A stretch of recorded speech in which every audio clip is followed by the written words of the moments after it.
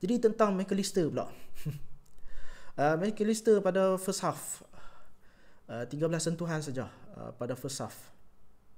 Kalau anda boleh tengok daripada passing map yang aku hantar ni, ini link di antara tiga midfield Liverpool, Gravenberch, Dominic Szoboszlai dan juga McAllister ni begitu jarang sekali. So macam mana nak hidupkan satu-satu perlawanan ni andai kata link di antara ketiga-tiga midfield tu pun tak sampai. Dia biasanya kalau tim yang lancar menggerakkan bola, line tu memang akan tebal lah. Line tu akan tebal. Tetapi apa yang berlaku ialah McAllister dia tak receive pun bola. McAllister ni memang pemain yang very very talented. Memang kita tak boleh deny benda tu. Tapi aku rasa cara Liverpool, cara Arne Slot gunakan dia sekarang tu seolah-olah macam nak tampai lubang. Nak tampai lubang untuk semua masalah Liverpool ni. Dan memang sangat-sangat jelas lah itu bukan peranan yang sesuai untuk dia. Bagiku apa yang Arne Slot nakkan daripada McAllister pada perlawanan menentang MU tu, dia nak McAllister buat beberapa benda sekaligus lah. Yang pertama sekali ialah menekan tinggi. Sebab dia duduk berada dekat depan. Dia jadi seolah-olah macam number 10 ataupun dekat dengan striker lah. Ada situasi kita nampak yang Alexander Isak belah kanan, McAllister belah kiri. McAllister ni dah jadi macam double striker untuk Liverpool pula. Bila dia berada kat depan tu, of course lah dia kena tekan tinggi kan, bagi tekanan dekat lawan. Dan dalam masa yang sama dia juga perlu play between the line, bermain di antara garisan, di mana defender MU ada 5 orang, 4 midfield di bahagian depan. McAllister kena berada di tengah-tengah tu, dan dalam keadaan space yang sangat kecil. Itu membuatkan situasi sangat-sangat rumit untuk dia. Dan dalam masa yang sama bila hilang bola, Arne Slot juga nakkan McAllister untuk kejap balik tutup ruang.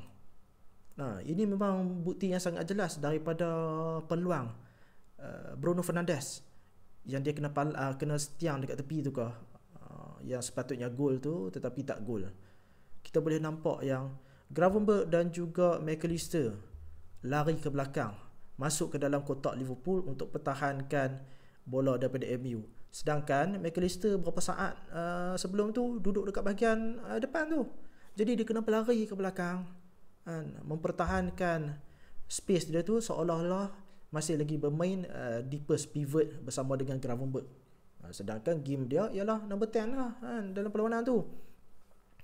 So masalahnya bukan saja apa dia buat tu, tapi di mana situasi, posisi dia buat semua benda tu. Posisi tu memang terputus lah, jarak dia terputus hubungan dengan pemain-pemain yang lain ni.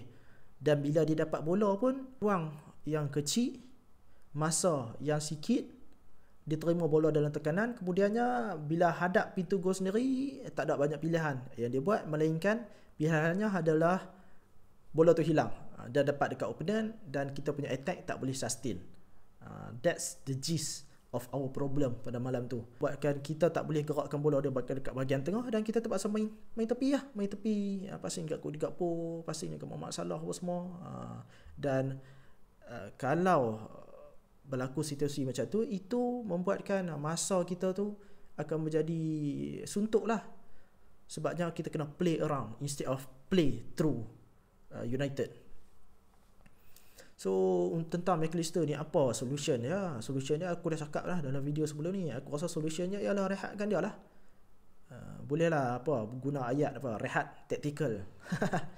Sampailah dia boleh build momentum dan juga fitness dia tu, sampai nampak macam dia like 70%, mungkin 80% back to his best, seperti mana kita tahu apa yang dia boleh buat season lepas. Selagi tu duduklah dekat bangku simpanan. Berapa perlawanan dah aku rasa Curtis Jones memang had a good game lah. Lawan dengan Frankfurt ni aku tak tahu dia akan turun ke tak Curtis Jones. Aku harapkan dia akan turunkan lah Curtis Jones. Tak tahulah solution macam mana, tetapi cerita dia pemain dekat bangku simpanan yang datang masuk semasa menentang MU tu, dia pun deserve lah untuk main. Kiesa, Hugo Ekitike, Florian Wirtz dan juga Curtis Jones memang memberikan impak lah, termasuklah Jeremy Frimpong Dan Conor Bradley, aku rasa dia masih lagi tak cement his place dekat starting 11. Dia masih lagi tak boleh establish tempat dia. Sedangkan peluang dah diberikan. Beberapa perlawanan lawan dengan Chelsea diberikan peluang, lawan dengan MU pun diberikan peluang. Aku tak tahu Arne Slot akan stick ataupun tak lawan dengan Frankfurt. Alhamdulillah.